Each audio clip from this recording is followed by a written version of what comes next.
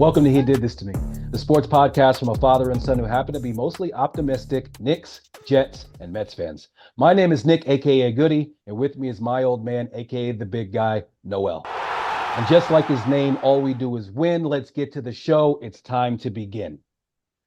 Typically, I start off with a tidy little recap of what the New York Knickerbockers have been up to.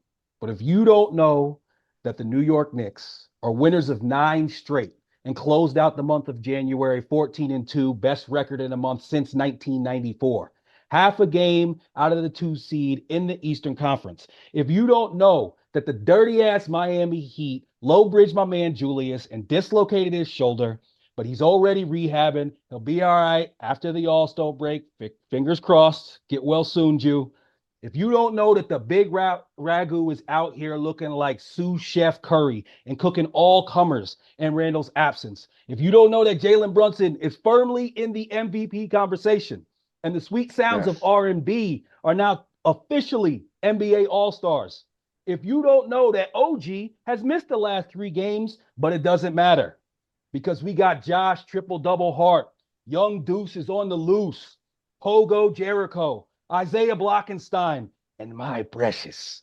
If you don't know about these New York Knicks, then I don't know what rock you're living under, but wake the fuck up. Our time is now. Let's fucking go, Knicks. It's an exciting time. These are heady times for the Knicks, man. I'm so excited. After last night's game, I was all pumped up. We were texting, obviously. And, that Jalen's little conversation with Alan Hahn after the game was just amazing.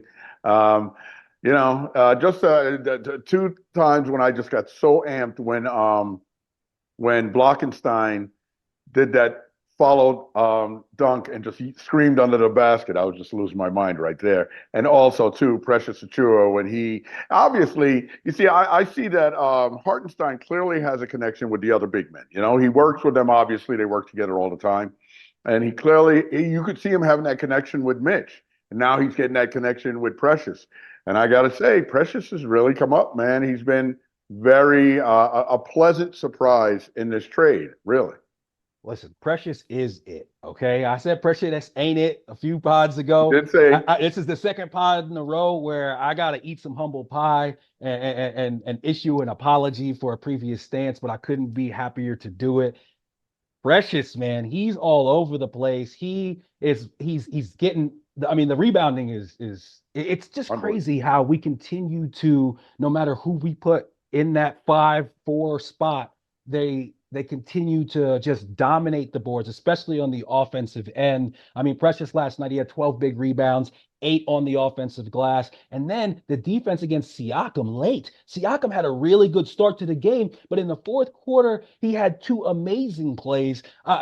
The Precious Hive, I'm trying to join. How do I get entry? I love this guy. I love the way this guy plays. He's only 24 years old too, man. You gotta give props to Leon Rose. There's probably a few different times during this pod that we could probably say that, but this is as good a time as ever because he was supposed to be a throw-in, and look what he's doing. That Brunson post-game interview, I was watching that, man, and I was like, if he cries, I'm gonna cry. I'll do anything Jalen does. No, I was like, I'm starting to get a little, emotional watching him. And then you could see how the Garden serenading him was, really just sinking in. And I was like, I think if he drops a tear, I might drop one too. And the Garden don't usually stay after like that. The fact that they stayed after to give him his due, so awesome, man. Well, just what a time. Yeah, no, it's a great time, man. I will honestly say, I think I've mentioned on this podcast before that I was a Knicks season ticket holder for 15 years in another life way back when. I must admit, at one point last night, I was like, man, I kind of wish I was a season ticket holder now. Because, that Garden, that's the first time, Nick, I never felt that way in watching those Carmelo teams. I love Carmelo, you know that. But in watching those Carmelo teams, I never felt like the Garden was alive like it was when I was at all those games with my buddies from the floor through the 90s, all of the 90s and the early 2000s. And so it was, what I was watching on TV was exactly like that and more maybe, wow, this team is really, really exciting. And Precious, I tell you what we're seeing out of Precious, out of the big men, clearly, I don't know, there's probably one coach who works with the big men. Clearly, though, whoever's working with them, there's a uniformity to what they do. And that's because they're all being coached the same way, I think. They go about their business the same way, and they go about it in a hard way every night. So, I want to give a shout out to the coaching staff because clearly they're doing what needs to be done. The culture, the way we play is just fantastic, and everybody's coming in, and no one wants to let the team down. That's obvious. And give my man Deuce. Well, you gave him Deuce some love at the start, but Deuce came up big last night. Big. Hey, Deuce looked nice last night. I'm gonna talk about him a little bit, but I want to talk about something that you just touched on, which was the atmosphere in the Garden. A couple notes from that. So I was very envious because a friend of mine, Emma Bossert, you know her, Kyle Bossert. I played a middle school basketball with him. You might remember him, Hmm. but she shares all of our sports allegiances. She's a huge Mets fan, but she was in the Garden last night. She posted Mm. pictures, and I was like, damn, yo, I got back there last year. I saw us lose to the Bucks. I was watching that last night. And I was like, I gotta find my way to the Garden sometime here in these next couple of months, man. I gotta make it happen. But the other thing about the crowd last night, I thought this was a cool story from Alan Hahn today. He was talking about the fact that on his Apple Watch, it gives him an alert if he is in a place where the noise is so loud that it could be damaging to his hearing. He said that it had not given him that alert not once this entire season, and it gave it to Wow. him 4 times last night. Wow. Look at So that. that's some tangible, real life evidence of Yeah. how the Garden was rocking. I mean, it was so cool to watch, and just like explaining to my kids the fact that when you go see a game. When you go see the Suns, they have somebody screaming like through the loudspeaker defense. In the Garden, they're just playing the organ, and that's the crowd doing that, and it's still louder than you is other places. Like it was so cool. Breen with the iconic call, Jalen Brunson, born to play basketball. Oh, yo, I was so hyped when Breen put that out there. And the resiliency in the fourth, it was just amazing. This entire team has Hmm. taken on the personality of Brunson, as we've talked about many times before. When you got that head coach and that star number one player on your team, and they have some synergy and how they look at the game and approach every day, it just totally permeates throughout the rest of the team. And that's what we're seeing with Brunson and this entire squad. And it's just a joy. I thought of a comparison, and this isn't about, as you know, Carmelo bashing, but we always used to talk about, who's the leader on the team and whatnot, and how they take the personality. The rest of the team has to follow the leader. And Brunson, by just way of the way he plays and the way he carries himself on the court, makes the rest of the team go hard. And it's impressive, man. You really do see how this young man is a leader, and he's such a leader on that team. And I would like to think he'll be a leader on this team for many years to come. So, I mean, this is these are the best of times right now, at least, since the 70s.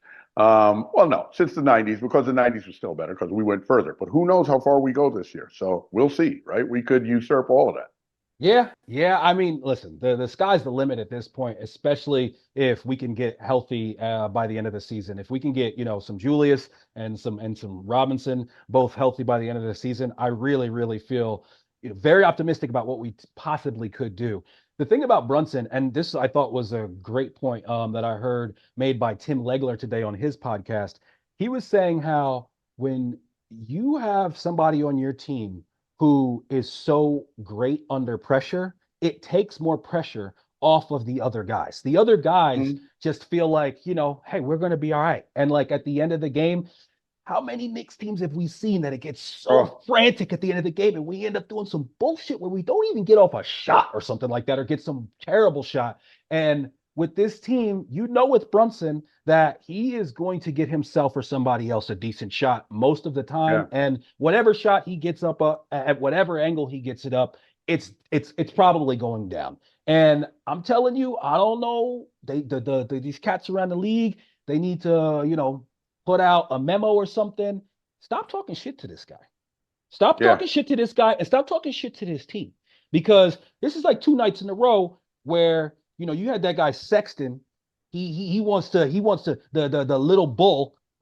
He wants Oh, to get wow. he calls himself Young Bull, but at one point in the game, Clyde called him Little Bull. I hope Clyde Okay. said that shit on purpose. Mhm. But nah, man. So he tries to get a little aggressive with Brunson, get all up in his face. And Brunson is not bothered. Nothing bothers him. But No, what I loved was Dante was bothered. Dante right. didn't like that shit. And Dante made Yeah. sure that he busted his ass and made sure that he knew about it afterwards and was looking at their bench and talking shit. These dudes are boys, man. Been boys for damn near a decade at this point. And I love how we have a mentality now that it's like, yo, if you come in with that, all right, we'll see. And then Halliburton last night, he wanted to get a Right. little bit extra spicy. First of all, if you want a minutes restriction, you should be on a shit talking restriction too. If you're not going to be in the game at the end of the game, shut up. I don't want to hear nothing from you because you're not going to be in the game when it gets decided. No, but I don't understand. Why wouldn't they make his minute restriction and keep him in the game for the last 5 minutes? I mean, I just don't understand why they would work it that way. But that doesn't make it sound very bright to me. But I'm sure there's a reason. I mean, Rick Carlisle's a very good coach.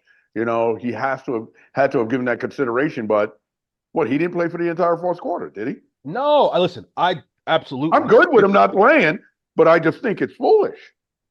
I don't understand why you wouldn't distribute it where, yes, he gets to finish the game. I don't understand how you don't do that. But also, the other thing that doesn't make a lot of sense for me is I get like a hamstring is something that is, it's touch and go.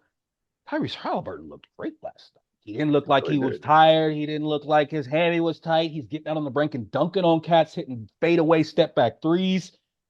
I'm sorry, but like I know you got a minutes restriction. This is a game against an Eastern Conference foe. You're going into the fourth quarter with a lead. That win is important. I would hope that there's some flexibility around that minutes restriction if I'm a Pacers fan, but I'm not. And like I said, I was happy with him being out. I heard somebody say today, the first thing they said was, oh, well, Tyrese Halliburton missed. I don't want to hear that shit because, what about two of our three best players who didn't touch the floor? And Exactly. the other thing I like to see was, you know, Obi, first of all, I'm glad that we didn't do like the full, like, rolling out the carpet for he didn't, they didn't deserve quite No, all that, but they gave him some no. nice cheers. And he had some Obi type plays, that play where he gets it, runs out in front, dunks it. But towards like, first of all, he's not on the floor in crunch time. Second of Nope. all, there was one play where he tried some scoop shit, and I think it was Precious just took. Hart. No, Oh, it was Hart Hart. took it Oh yeah, right yeah, it was from him. Hart. Hart, Took it Hart. right Just from him. like just like he was his little brother or something. I love that shit. Yeah. It was awesome. Obi, listen, good to see him back. You're right. No tribute necessary. And the whole thing about, oh, if Halliburton had played the fourth quarter, I love the saying, if ifs were fifths, we'd all be drunk.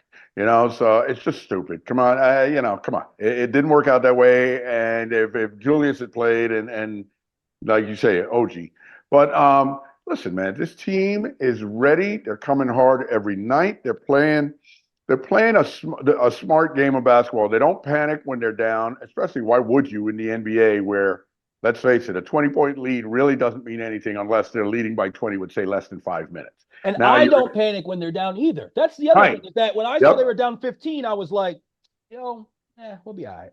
Well, You I know, was we're not gonna thinking, give up. We're not gonna give I up and lay know down. they're not going to give up. And I was thinking to myself that, what, man, maybe this is just one of those nights. Because listen, we're going to have a game. We won 9, 10 in a row. We're going to have a game where we play like shit. But I was thinking early last night that was the case. But we kept edging back and then close. But the thing is, because this team has been so good, now I find myself, like you say, I'm not panicking. I'm not stressing.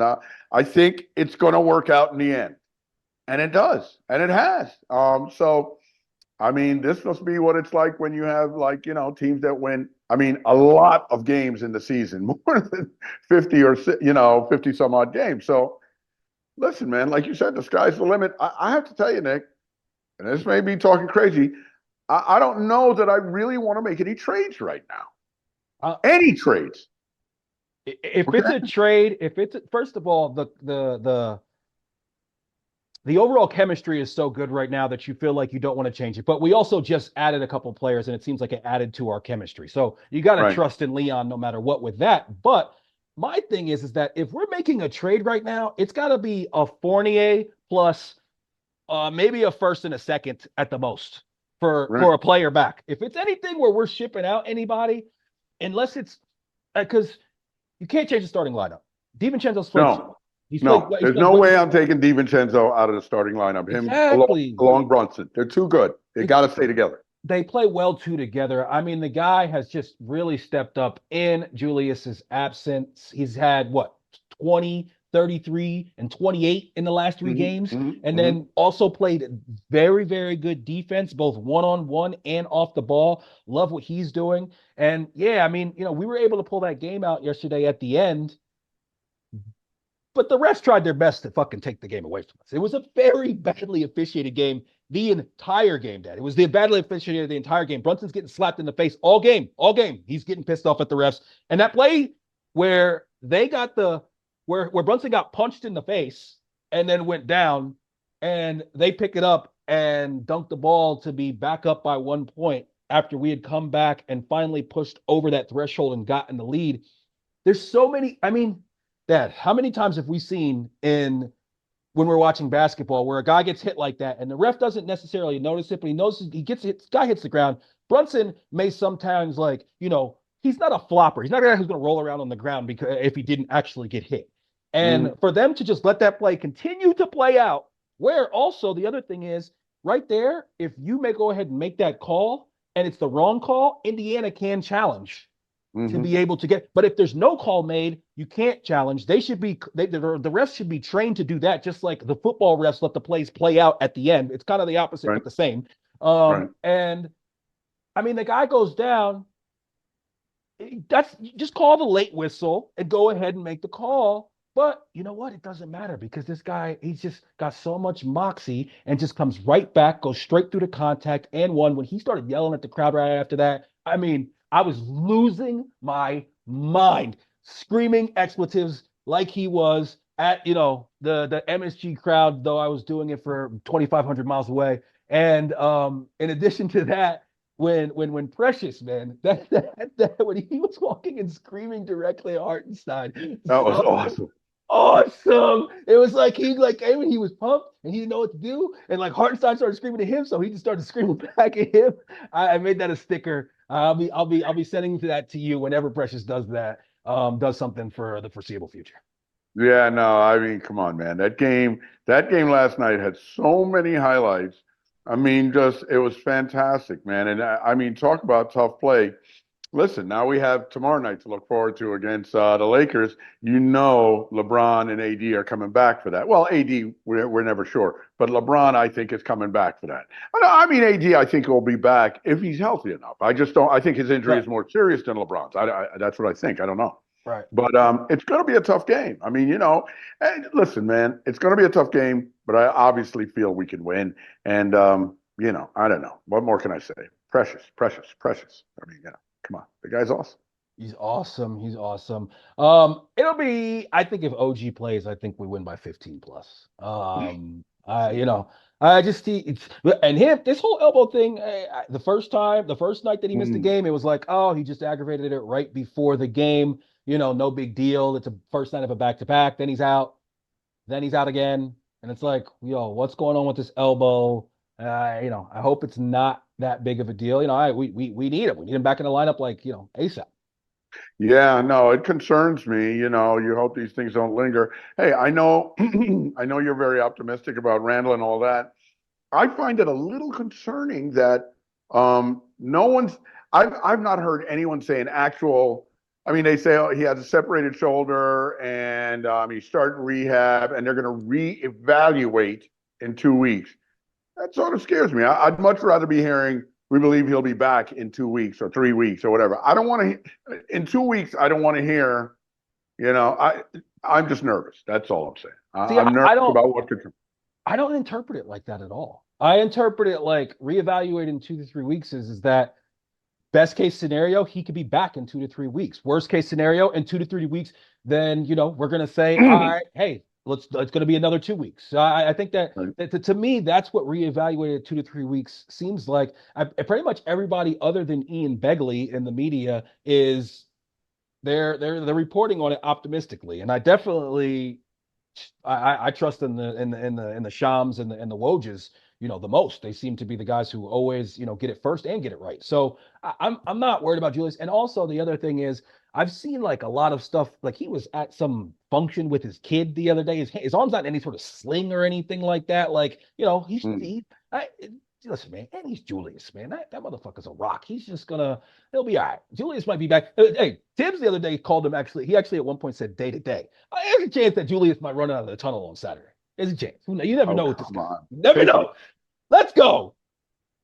Nah, 2 to 3 Yeah, weeks, man. Julius, take it easy till after the All-Star break. We'll hold it down, then come back. The Miami Heat need to be investigated. I'm saying it's not just the Knicks either, but there's like you can pull up a highlight reel of Miami Heat players hurting the Knicks. Julius Randle has been hurt by them 3 different times. Twice it's been significant injuries. They need to be investigated. That was absolutely a low. Like Brunson takes all the charges he ever takes, but he never takes a charge like that. It's always more so a thing where he takes a charge against a guy who's on the ground. You know what I mean? Like before they're in the air. So to be okay. that far up under the basket, slide in that late, and especially in the time and the juncture of the game, I listen. I don't expect these guys to turn it on and off depending on that. So I can't get too mad about that. I did see some people making that point, but that's a low bridge, man. If you did that shit do that shit to me in the park, I'm getting up and punching you in the face. Now I know that people take charges and shit a lot more in the NBA, but I did think that was not just borderline. I thought it was dirty. Well, I didn't necessarily see it that way, but I didn't, run the reel over and over like 17 times like you did. I just watched it the one time and I kept it moving. Listen, Miami clearly plays to the edge of, sometimes, and sometimes that's good. Sometimes that's the way Riley used to coach the Knicks. Sometimes it's not. The Knicks play tough now. They don't play to the edge quite as much No. as they did, say, in the '90s. And clearly, that's Pat Riley's way of teaching. Okay, so it's not out of the realm of possibility that this guy went over the edge right there because they constantly go right up to it.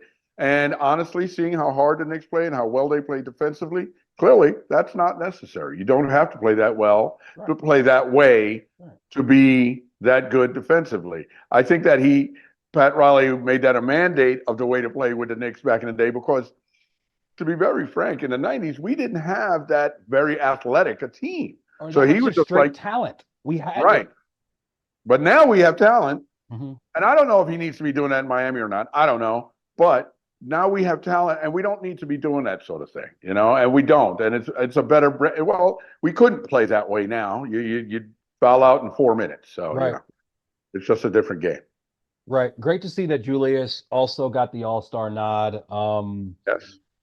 To me, I would have been really annoyed if he didn't get voted to the All-Star game because with the injury, basically that you can give him his flowers as well Right. as go ahead and get somebody else a spot. And he just Exactly. absolutely deserved it. A fantastic year, playing his best basketball when he went down. Once again, Jew, please get well soon. I thought this was interesting. I had to tell you this. I was talking to Mill Media on Twitter. She is a longtime Nick fan, and she also runs BKE, which is Big Nick Energy, which is very, very popular, very huge in the Knicks Twitterverse. And she was talking about the fact that she used to run a Lance Thomas fan page back in the day. So she's like, so don't nobody come to me and ask me about like, me and my Nick fandom because I used to run like a Lance Thomas fan page, and I had to comment on it. I was like, I was a Rick Brunson stan. All right. Like that a lot. That's one of the things, like, for some reason, when I was a kid, whoever like the backup point guard that was like the victory cigar to put into the game, whether it be Brunson or Scotty Brooks, I always liked those players when I was growing up. And Brunson was one of my guys. So the fact that his son is now, I mean, It's shit, amazing. one of my 2 or 3 favorite Knicks of all time at this point. It's so, so, so cool Did you see Tibbs' post game interview? that he's I known him thought since he that was was 6. Yeah. Yeah, and he was just saying how he used to make us all laugh because he would imitate all the players on the team and imitate Mhm. their moves when he was 6 years old. I thought that was hilarious. That was great. Very cool, very cool. And hey, when it comes to Julius, we got to go ahead and start calling him a perennial all-star. All-star. That's what he is. He's at three All-Star now. What? It's three of his last four. Three of his last four. All of them have been with the Knicks. Yeah, Julius Randle is a perennial all-star. That is, that is what it is.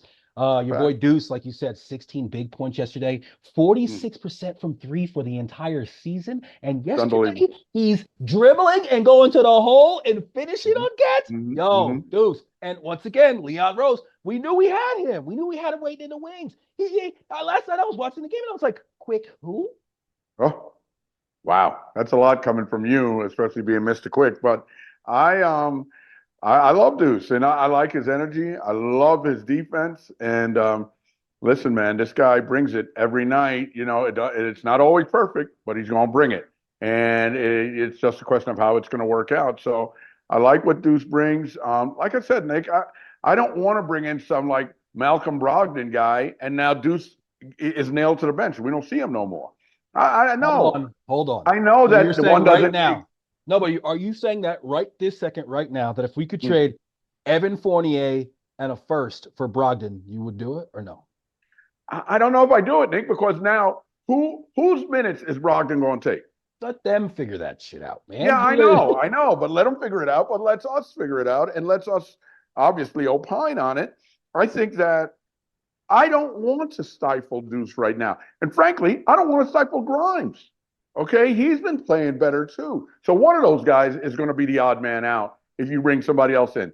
I don't want to bring in a DeJounte Murray because he can't be coming off the bench. So now Dante's got to go back to the bench. I don't want that. No, I'm out on DeJounte. I'm out on DeJounte. I don't want that. I don't. I definitely don't want this clown Clarkson who was who Oh was playing it. hell no. No. He did something the other night, Nick, when they were down by a bunch. When I'm watching that game again, they were down by a bunch against the Knicks, and I know you were at Noel's practice, but and you watched it later. But he just came down and took a shot from like 8 feet behind the 3-point line for no reason, and they were down by like 12, but there was time left.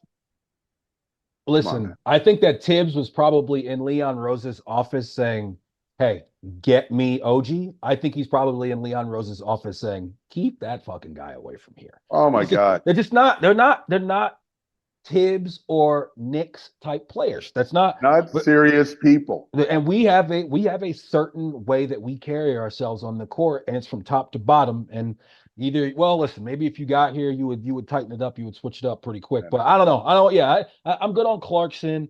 I'd rather just rock with the guys that we have right now. I love what I've seen out of Josh Hart recently. Just doing it all. I love him as the initiator on the second unit. I think that that's part of what you see with Deuce and what some of Mm-hmm. the things he's been able to do is the fact that he's had him as the initiator. I think that lets Deuce play off the ball a little bit more. Yeah, And then yeah, also Hartenstein, he just continues to be a warrior. 12 points, 19 unbelievable. boards, 6 assists as well. Yeah, yeah, Just yeah. playing fantastic basketball. You can see that he's still not 100% right physically, but he, continues to give his all. Yeah, that as you mentioned earlier, that tap dunk that he had late was huge and was just one of those like, stand up off your couch type of moments. Well, I know that so there's this which I don't fully understand the different levels and luxury tax and all that foolishness with the NBA, but I have to say, man, if I'm Leon Rose and I'm talking to what's the owner's name? Dolan. Dolan. I'm talking to Dolan. I feel like keeping around, if you can get them on some sort of not friendly deal, but if you could somehow keep him and Mitchell, and go over, that's a reason to go over, is my point. Mhm. Those guys are that good. Now, I heard somebody say when I was driving home yesterday, somebody talking on the radio, say that, Mitchell Robinson is trade bait now. And I'm like, let's slow down. Let's slow down. The ideal situation is Mitchell Robinson comes back and him and Hartenstein man that position. And then now Achua really ends up becoming a legitimate backup to Julius. And then sometimes when you want to go straight NASCAR, you just let him play center alongside Julius. There's so many possibilities. It's endless. And let's go with the guys we got. It's my feel. Yeah, your boy Sims. Sims has played well when he plays. He's Good. been getting some block shots, and he showed the other night that he's got a bit of a bag that I didn't know about against Utah. when he does like the dribble Those out, spin spin moves. back, reversed, and two hands from the baseline, bang, yo. Well, listen, Sims is starting to play well. He's, Hmm. getting those 12 to 15 minutes a game, and he's being impactful when he's in the game. I love that about him. We've talked about Tibbs. We've given him love. He won Coach of the Month. Jalen Brunson should have won Player of the Month. It's insane that he didn't. Who won Player of the Month? Donovan Mitchell won Player of the Month. And check this out. I saw this the other day. Donovan Mitchell won Player of the Month. Jalen Brunson, he averaged more points, more assists, fewer turnovers, played in more games, had a higher field goal percentage, had a higher 3-point percentage, free throw percentage, and had a higher plus minus. What are we doing? What are we doing here? Yeah, that doesn't make any It sense. doesn't make any sense. I mean, come on. Whatever. Doesn't matter. The New York faithful will make sure that Brunson gets his due in other ways. But yeah, Tibbs, coach of the month. Tibbs has done a fantastic job. The ability of the coaching staff, as you mentioned earlier, to coach up these centers. And Precious, who looked a little bit lost at the beginning, and now he knows exactly where he's supposed to be. That's one thing he's very good at. His defensive rotations and getting there Hmm. early. He's very good at that. And he's been, getting all the rebounds as well. He's looked fantastic here recently. Loving what I'm seeing out of Precious on the defensive end. And just, Tibbs, his personality now is the personality of this team. Yes. We have a certain identity and a certain way that we play, and it's definitely a callback to the Knicks of yesteryear. And it's just all Rose, Tibbs, Brunson. That's the triumphant right there. Yeah, yeah, yeah. No, we have to be very happy with what we see, and I love the fact that our bigs are so athletic right now. I can remember a time when the Knicks never had athletic bigs; they were just constantly like clodhoppers or whatever. But They can now, all switch out onto your perimeter player. exactly. And I tell you what, too. Speaking about that Knick crowd, which obviously we know so well, that crowd last night single-handedly squeezed a couple of those Pacers guards. Okay, Mm-hmm. at the end of the game, when it was getting tight, the crowd was into it. The defense was pressuring them up. Not just that they missed those layups, but clearly, the moment, the situation got to those guys, man, and it does make a difference. Okay. And what I also see is that, like, okay, think about Brunson, right? Brunson, the when he was with the Mavericks, and he was killing it that year in the playoffs. Now that crowd, obviously it's Dallas, they were into it and they were pumping him up. He was having huge games in the playoffs. He was never as pumped as he was last night in the Knicks game. Not even Never, close. never. Precious Achua, the way he's acting now, after he makes big plays, that's because that crowd and that team are behind him. This is all, it's just a vibe within the team now, and the crowd is feeding off it, and the crowd is feeding the team. It's just fantastic to see. And as you know, when the Knicks are good, New York loses its fucking mind. It's not. Mm-hmm. It's unlike any of the other sports. Obviously, football is a huge deal, but New York is a huge baseball city. But it's unlike any other sport when it comes Mm-hmm. to how they react when the Knicks are relevant and they're playing the way that they've been playing. The Knicks currently right now sit at 18-5 at home. So we're taking care of home court, absolutely dominating. Embiid, I don't know exactly what his injury Bad, situation is. bad. If he ends up being down for a little while, we could distance ourselves from the third seed. And the Bucks, they look like they're primed for the picking too. So, that Yeah, two seed yeah. is only half a game away, and we could be talking about next week the fact that we're pretty far ahead in the two seed. So, see how that all works. Shout out once again to my man Big Perk. You heard it here first. We were talking about how he's been giving the Knicks some love, and recently Knicks Twitter has just totally adopted him. We love Big Perk. He's a general in the Knicks nation. And yeah, Stephen A, you weren't with us on the come up. You weren't here when Leon was initiating and playing out the process. So you weren't here then. Stay over there now. We don't want you. He's all hype. I watched him this morning. He's all hype about the Knicks. He's all hype about the Knicks. Man, 2 weeks ago, you couldn't stop talking about what we weren't. So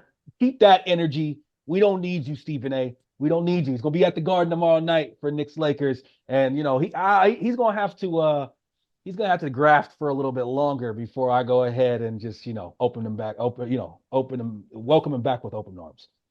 You know you're going to welcome Stephen A. back, please. Stop it already. I mean, come on, man.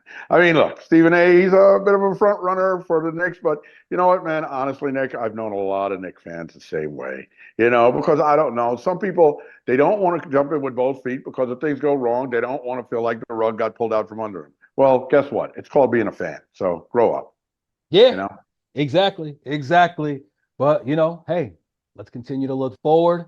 Interesting to see what happens this Saturday against LeBron and the Lakers. I have heard it floated today. I think Stephen A started it, and I've heard a couple other people talk about Mm. LeBron to the Knicks. I don't even want him. I don't even want No, him. no, no. I Well, really you know don't. that what's his name? The agent came out and said it's not happening. He came out and he said, what's his agent's name? Maverick Carter. Yeah.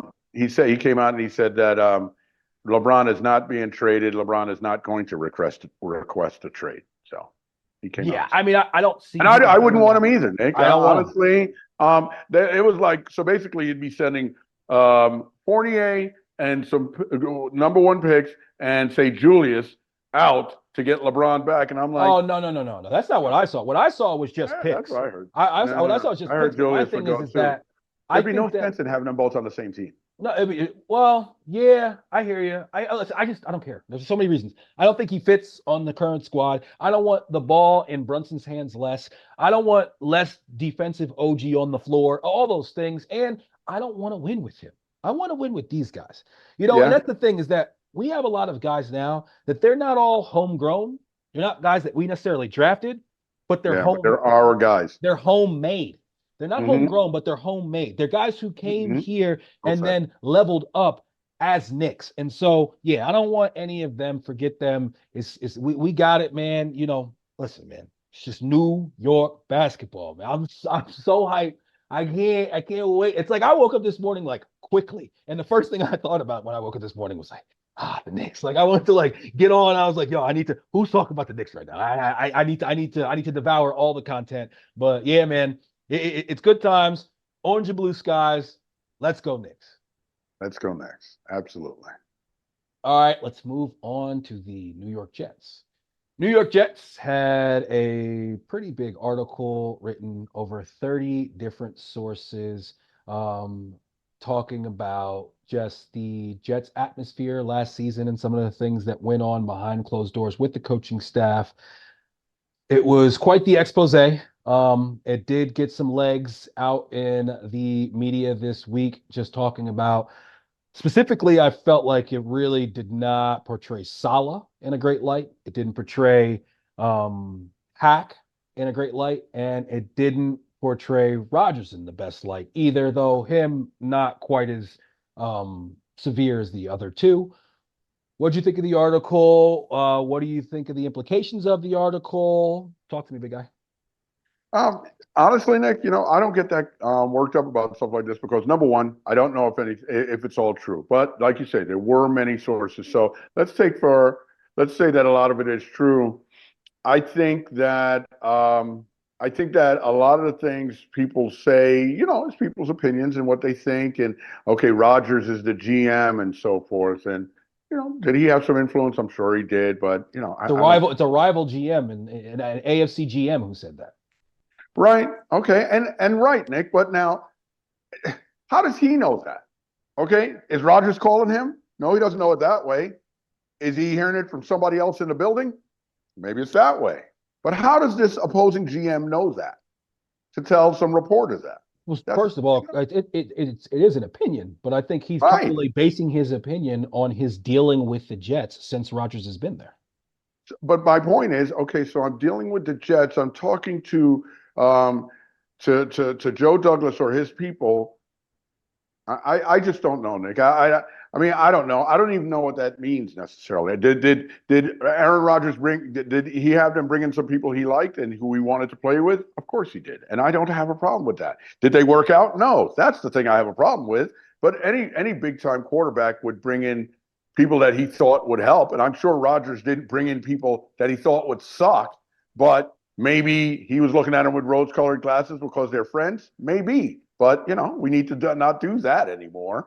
As far as Salah, I like Salah, but I don't care about what any of these reports say about him. It's this year or bust, okay? So no matter what anyone says, if somebody came out with the most glowing report about Salah, if he doesn't win this next year, he's gone. We all know that. So I really don't care what's said now. We know he's staying, okay? Nothing that's said is going to get him pushed out the door. And we know whatever the results next year are going to decide his future with the Jets. That's it. The, to me, the thing that bothers me the most about this article is just the fact that of the perception that it puts out about our organization and how I think that can either help or hinder when it comes to free agent moves and different things like that. Overall, obviously Lazard wasn't great. Billy Turnstile sucked. Tim Boyle, to me, it's the Hackett part that really Yeah, that's is a bummer. But we kind it. of knew that.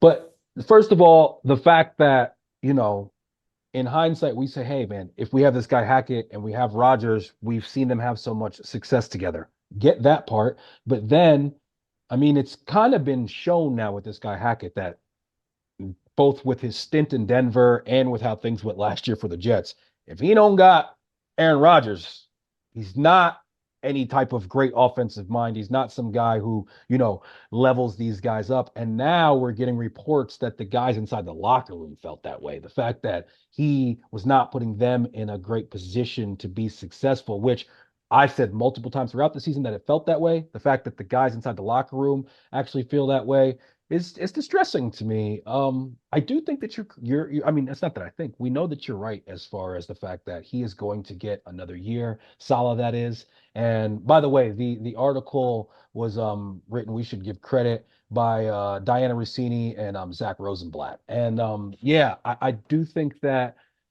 we know that Hackett's going to be back, and it is put up or shut up time for him. It's probably put up or shut up time for Joe Douglas as well, Yeah. and it should be for everybody involved. And we just got to hope for Aaron Rodgers to be healthy, to make some upgrades on the offensive line, and then we roll the dice out there one more time and hope it doesn't come up snake eyes like it has this past year.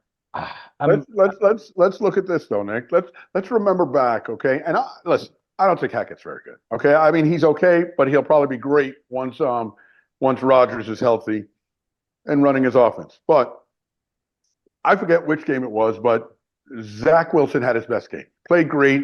Offensive line played great. Okay, and we came out of that game. You saying to me, Hackett called some great plays. That was a great play. So I don't think he can call great plays one game and just can't call great plays the other game. Now, is he making the right adjustments? Clearly he's not. Clearly he's not making enough adjustments or the proper adjustments. But I think what's most at fault here, what's at most at fault with Hackett's, with the way things went for Hackett is, okay, like you said, I think he could make better play calls. But you know what? When people flip and block and catch passes, your offense looks so much better. So there were so many times, Nick, that plays were called where somebody just didn't block and somebody ran straight through or somebody just dropped a pass. So I don't care who is calling the plays there when people do stupid crap like that. So while I think we can, and another thing I read, I don't know if it was in the same article or a different article, but that Salah is one of the people barking about bringing in somebody else to work with the offense, not just leaving it all up to Hackett. The one thing that bummed me out is that Bill Callahan, who was a great offensive line coach, his son got a head coaching job at Tennessee, and he brought or an OC, I don't know what he said, but he brought Callahan down there to coach the offensive line, and that bummed me out because I revere that guy as an offensive line coach. We need somebody like that. And unfortunately, the one thing that really bummed me out, the worst thing I've heard reported since the season ended for the Jets, is that we're bringing back the same offensive line coach. And clearly, like I forgot what running back, and like Mackay doesn't, or Mackay or another offensive lineman doesn't like him. Now, I'm not going to get too worked up on somebody that Mackay doesn't like, okay? But still, though, I don't think the offensive line was well coached. And I always told you that's why Cleveland, with all of those injuries, they were still able to get it done and keep Flacco upright because they had a great offensive line philosophy, scheme, and coach. And it doesn't seem like we have that. So I don't know how you run that back. That's a glaring issue to me.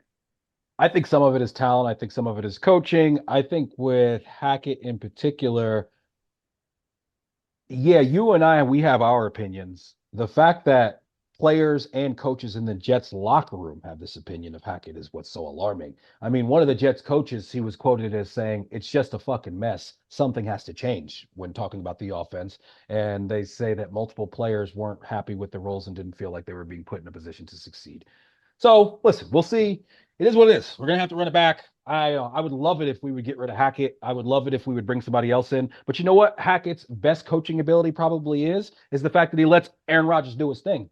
And so therefore, Aaron's pretty much the offensive coordinator. So this year, Aaron, you're the offensive coordinator. You're the GM. You're basically the coach. You're everything. You're everything. So please stay I don't believe healthy. that. I absolutely do. I 100% do. I think that I think that in I think that if there was something that he felt very strongly about and Salah felt the other way, I think Aaron would win. In the room with Douglas or with ownership, yeah, that's the impression I get, and that's the impression that people who are employed in the NFL get.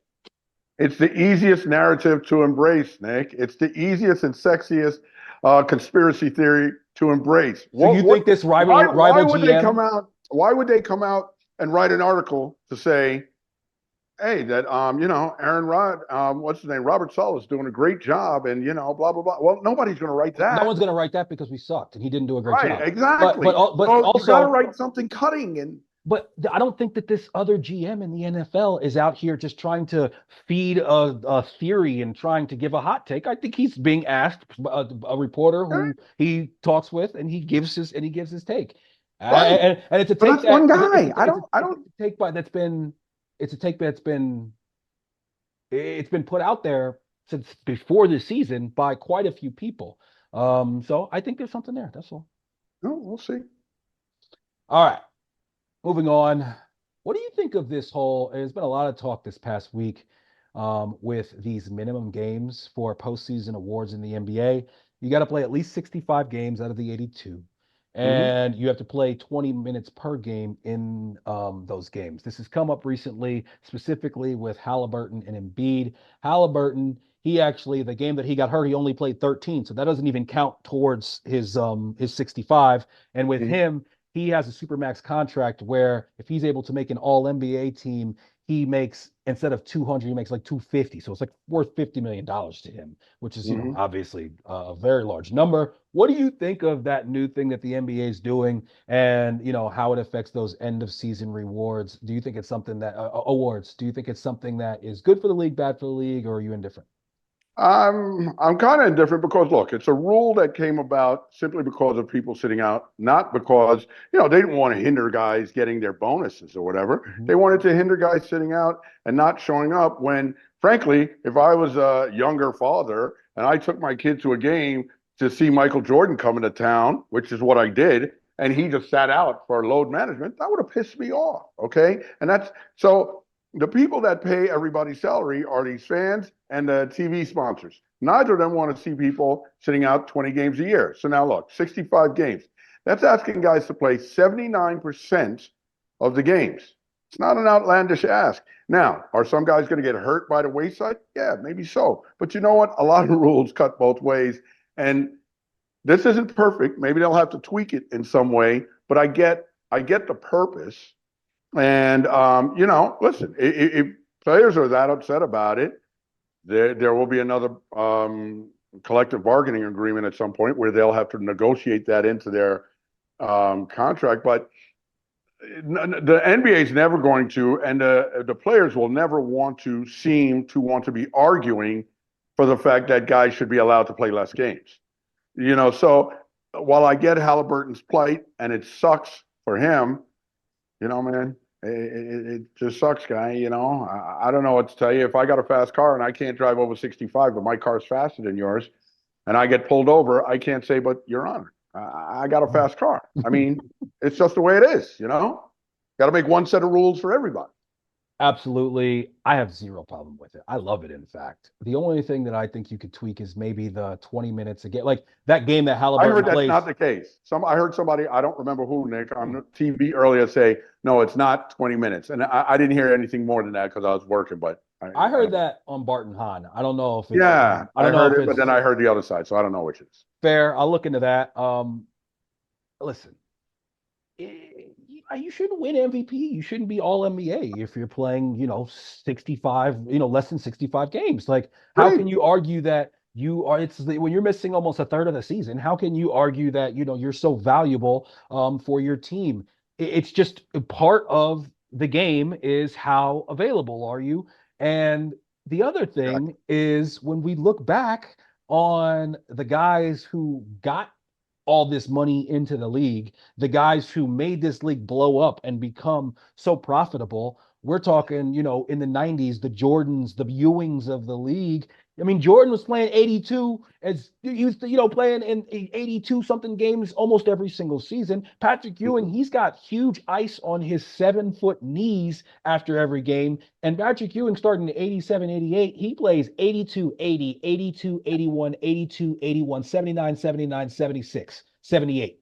So I'm listen, saying, man, hey, I like my guys like Julius who are not going to miss a game unless they absolutely have to. Who, when guys are asking him to take rest when he's coming back off of ankle surgery, he refuses to.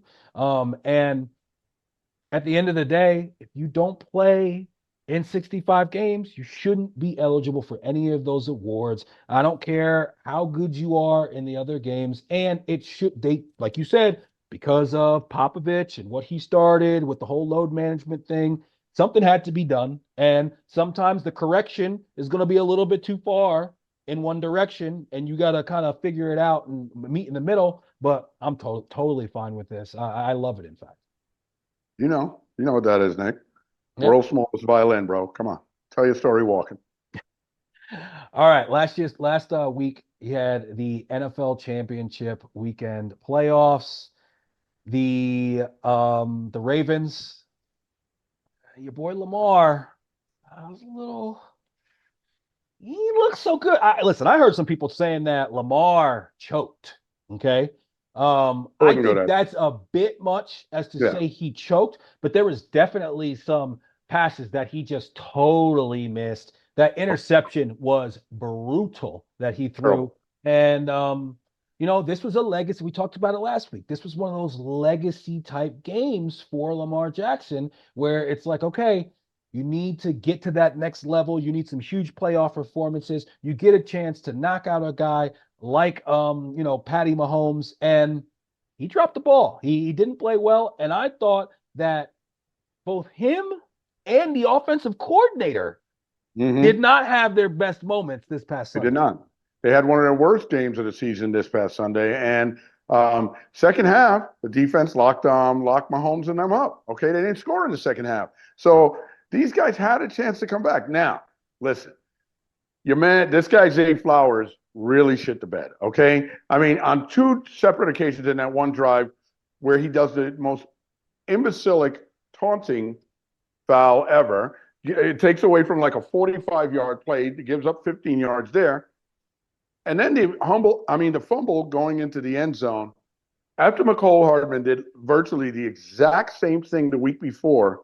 Dude, I don't care if you get tackled at the one. Let's go. It's not fourth down. You should never What be are you stretching the ball. doing? What are you doing? And he wasn't even really stretching the ball. Like he had the ball underneath like this, but that was a fantastic play by the Kansas City guy. If you see, came straight in and punched that ball, the perfect punch. But you put yourself at risk for that. At that point, if you're him, you got to be holding the ball with two hands and going down, or just trying to bowl your way in. Do not extend like that because you're putting the ball at risk. And we see what happened. That was just a disaster, man. I felt so bad for Lamar there. I don't think he choked, but I can think of at least three passes down the sideline that were just a little bit too long, And and and he obviously missed the them. pick. Yes, the pick was a very, very, very bad play. Horrible pick. That what I saw is I saw one team that's been there before and another team that hasn't. It was Yeah. clear that where, that the Ravens right before they ended up getting that play, it was on deep. They got a roughing the passer And right before, like 2 plays before that, I sent it to my group text and I said, yo, the Ravens got to be smart and avoid the big penalty right now. You could just see because there was another play where they hit Mahomes out of bounds, but Mahomes didn't go down, and that could have been called if you decided to sell it.